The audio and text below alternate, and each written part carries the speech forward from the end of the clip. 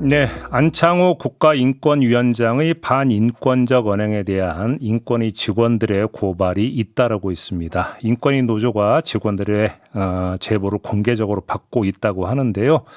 전국 공무원 노조 국가인권위원회 지부 문정호 지부장 연결해서 자세히 좀 들어보도록 하겠습니다. 나와 계시죠? 예, 안녕하십니까. 네, 내부망에 제보 게시판을 열었다고 들었는데요. 지금 제보가 몇 건이나 들어와 있습니까? 저희가 그 7월 29일 날 오후부터 제보를 받기 시작을 했습니다. 네. 그래서 현재까지 한 130여 건의 댓글이 달렸는데요. 그런데 그 구체적인 제보 관련된 거는 약 40여 건으로 제가 지금 추정을 하고 있습니다. 그러면 이렇게 제보가 들어오면 노조에서 어떻게 사실관계 파악에 들어가는 겁니까? 어떻게 됩니까? 이후 절차는? 저번 주 화요일부터 29일부터 시작을 했기 때문에 네네네. 일단 제보를 조금 더 받아보는 거고요. 그다음에 구체적인 정황이라든가 네. 내부 내용을 보고 나서 네. 아마 그 이후에 작업을 해야 될 것 같습니다. 근데 가지수가 다른 게 지금 40여 건에 달한다고요? 예. 오, 이렇게 많아요? 근데 그러면 그 가운데 가장 심각하다고 판단하신 사례는 어떤 게 있는 겁니까? 그 40여 건 중에 다 다른 건 아니고요. 이게 카테고리를 조금 해보면, 네. 이 비상계엄 이후에 위원회가 어떻게 대응을 했었는지에 대한 세부 내용들, 그 다음에 내란 관련돼서요. 네. 그 다음에 그 성희롱적인 내용들, 그 다음에 여성에 대한 인식, 그 다음에 성소수자 관련된 내용들, 이로 나눌 수 있을 것 같습니다. 내란 관련은 어떤 사례가 있습니까? 제일 처음에 그 12월 3일 날 비상계엄 선포 이후에 그 간부들이 구체적으로 어떻게 행동을 취해야 된다, 이렇게 성명서 초안을 가지고 갔는데, 거기에 이제 구체적으로 특정 문장 위헌적인 내용을 이제 초안에 넣었었거든요. 위헌에 뭐 X자 표시를 했다 이런 보도가 있었죠? 예. 그래서 그런 이제 구체적인 보고 과정에서 위원회 대응이라던가, 그거뿐만 아니라 다른 이 내용도 좀 접수돼서 지금 정리 중에 있는 상황입니다. 다른 내용이라면 어떤 겁니까? 이게 비상 그런 내란뿐만 아니라 성희롱 말씀드렸지만 여성 성소수자 예를 들어서 어떤 게 있습니까? 그 관련해서는? 내란 말씀이신가요? 아니요. 성희롱이라든지 여성 비하 발언 관련해서요. 여성 비하 발언은 조금 좀 심각한데요. 이제 여성들이 전통적으로 집안일이나 돌봄에 특화돼서 능력을 개발하지 못해서 능력이 없어서 승진을 못한 거다. 이런 식으로 발언을 하셨다거나. 아니, 그렇게 이야기를 했다고요, 진짜로? 예. 그리고 승진을 못하는 게 유리천장이 때문이 아니라 무능해서 그렇다고 그러고, 고위직에 올라간 여성들은 독해서 그렇다. 그 다음에 그 특정 이제 그 국가기관에 있는 여성을 거론을 하면서, 그 여성이 일을 잘해서 승진한 게 아니라 일을 못해서 승진을 하는 거다. 라는 식의 여성. 잠깐만요. 일을 못해서 승진했다는 게 무슨 말이에요? 예, 그거는 정확한 맥락은 저도 잘 모르겠는데, 그러니까 제대로 인정을 받아서 승진한 게 아니라, 그 사람이 승진을 안 하면 밑에 이 직원들이 승진을 못하기 때문에 일부러 승진을 시킨 거다라는 맥락으로 이해가 됩니다. 잠깐만, 근데 그 사례 같은 특정인을 실명까지 언급하면서 그렇게 이야기를 한 겁니까? 아닙니다. 그건 아니고요. 예. 전반적으로 여성에 대한 이 전반적인 위원장의 이 시각을 그대로 보여주는 제보 내용이라고 생각합니다. 근데 이런 발언들을 주로 어떤 자리에서 했다라는 겁니까? 그 사석에서 했었던 경우가 좀 많이 있는데요. 그 점심 시간에 여성들과 여성 직원들과 식사하는 과정에서 나온 발언이라거나, 아니면은 그 특정 인권 이슈에 대해서 보고하는 과정에서 관련된 발언이 많이 있었던 것으로 보입니다. 그러면 그 식사를 하면서 여성 직원들을 상대로 여성 비하 발언을 했을 때 여성 직원들은 가만히 있었나요, 그러면? 나중에 들어본 얘기로는 어떻게 이런 여성에 대한 인식을 가지신 분이 인권위원장으로 있는지에 대해서 상당히 이해할 수 없다라는 분노를 많이 표출을 했었고요. 그다음에 이해할 수 없다라는 내부 내용이 있었습니다. 근데 아무튼 그럼 이런 거에 대해서 안창호 위원장이 혹시 입장 표명한 게 있습니까? 해명이든 뭐든지 간에.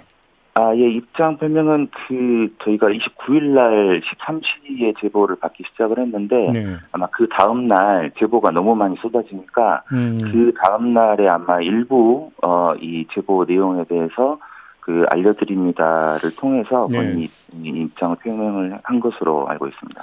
안창호 위원장이 위원장으로 그 임명된 게 언제였죠? 작년 9월입니다. 작년 9월. 예. 그러면 그 인권위원장이 되자마자 그런 문제성 발언들을 계속 해왔다는 얘기일까요? 제일 처음에는 이제 이러한 내용들이 들리지는 사실 않았고요. 네. 일부 극소수 사람들에게만 한 것으로 네. 이해가 됐습니다. 그런데 제가 지금 노조 지부장을 하고 있다 보니까 오늘 뭐 식사 자리에서 어떤 말들이 있었다, 이 여성 비하 발언이 있었다 등등의 다양한 제보 내용들이 좀 들어오기 시작을 했었었고요. 그게 빈도수가 너무 잦아지다 보니까 여기에 대해서는 이제 노조가 가만히 있으면 안 되겠다. 제보를 좀 일단 어떠한 내용들이 있는지 제보를 받아야 되겠다라고 제보를 받는 것을 시작을 하게 되었습니다. 근데 왜 이 시점이었을까요? 제보를 받기 시작한 게? 받기 시작한 점은 원래 이게 당초 최초는 윤석열 그 방어권 안건 우리 위원회에서 2월 10날 2월 10날 그 해당 안건을 대부분의 직원들이 찬성이 되지 않을 거다, 통과 의결이 되지 않을 거다라고 생각을 했었는데요. 그때 당시 위원장께서 제일 마지막에 찬성표를 던지면서 이 안건이 가결되지 않았습니까?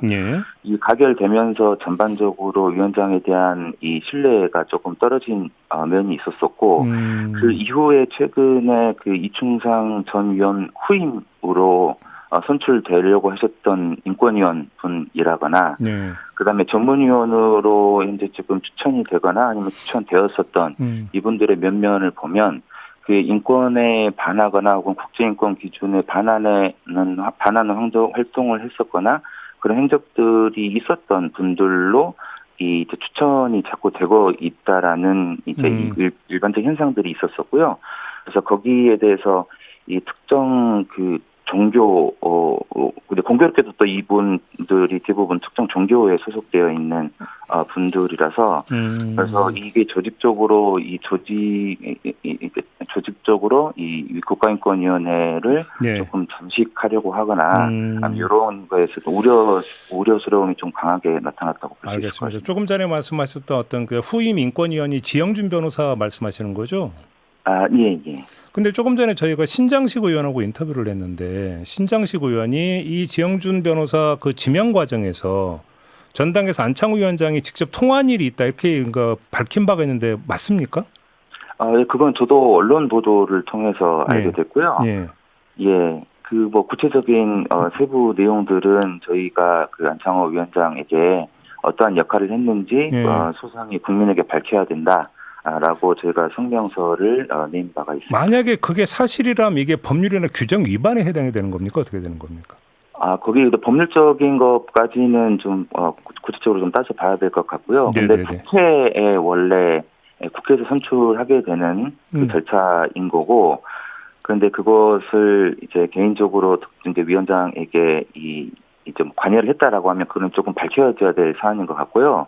거기와 더불어서 국회에서 이 인권위원을 선출을 하더라도 그 세계 국가인권기구연합 그 승인소위원회에서 그 투명하고 공개된 절차를 통해서 추천을 하고 그 추천된 인원에 대해서 이 적격성, 그러니까 인권과 국제인권 기준에 반하는지 거기서 얼마만큼 국내적으로 이행 의지가 있는지에 대해서 확인이 된 분에 대해서 선출을 하게 라고 이제 공고를 하고 있는데 바로 그 지점인데요, 지부장님. 예. 그 지금 관련해서 몇몇 인권위원들의 어떤 행태에 대해서 계속 문제 제기가 있지 않았습니까? 그래서 결국은 인권위원회로 임명되는 과정에서 이 사람의 적격성을 좀 심사할 수 있는 어떤 절차라든지 요건이라든지 이런 것들을 좀 강화할 필요성이 있다고 느끼세요?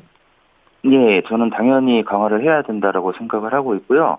현재는 그 대통령, 국회, 그다음에 대법원장 이렇게 선출하거나 임명을 하게끔 되어 있는데 각 기관들이 하는 절차, 공모 방식이라든가 절차가 각각 다양합니다. 그래서 이 부분들을 좀 통합적으로 이 관리를 해야 될 필요성이 좀 있지 않을까 싶습니다. 어떻게 관리할 수 있을까요? 통합적으로? 예를 들어서 국가인권위원회가 실질적으로 그 후보 추천위원회를 구성을 해서 국가인권위원회로 일원화를 시킨다거나 후보 추천 과정을요. 아니면은 국회의 국민의 그 선출 이 기관인 그 국회에서 실질적으로 공개적으로 뭐 토론을 하거나 이 추천된 후보에 대해서 이 인권적이거나 국제인권 기준에 부합하는지 그다음에 이런 것을 좀 따져볼 수 있는 투명하게 토론을 해서 그 적격성 심사를 판단할 수 있는 그런 절차가 마련되면 좋을 것 같습니다. 전문위원 같은 경우는 국가인권위원장이 임명하게 돼 있습니까? 예, 그렇습니다. 모든 이제 결재권자, 임명권자는 위원장에게 있습니다. 그러면 위원장이 어떤 내부 어떤 뭐 이게 추천이나 심사 결차 그러니까 절차가 없이 위원장이 알아서 임명하게 돼 있습니까? 어떻게 돼 있습니까? 당초 관행상으로는 그 각 전문위원회가 많이 있습니다. 예. 국가인권위원회 내부에요. 예. 그래서 그 국가 전문위원회를 구성을 할 때 사무처에서 이제까지 이 업무를 같이 해봤었을 때 검증된 분이라든가 그 해당 분야의 전문성이 있다라는 분을 명단을 작성을 해서 이제 양력과 함께 정리를 해서 보고를 드리고 예. 거기에서 이제 그 위원장이 이제 추천하는 그런 방식으로 진행이 되었었는데 예. 이번에는 이 위원장께서 추천하신 분들의 이 명단을 보시게 되면 그런 인권 쪽 일을 해왔거나 국제인권 기준에 부합하는 활동이나 활동을 해오신 분들이 전혀 아니셔서 알겠습니다. 그게 이제 문제가 될 것 같습니다. 마지막으로 조금 전에 신장식 의원은 국가인권위원회 그러니까 위원장의 어떤 이런 언행을 포함해서 파행 운영과 관련해서 상설특검의 수사가 필요하다는 취지로 주장을 하던데 혹시 공감하십니까?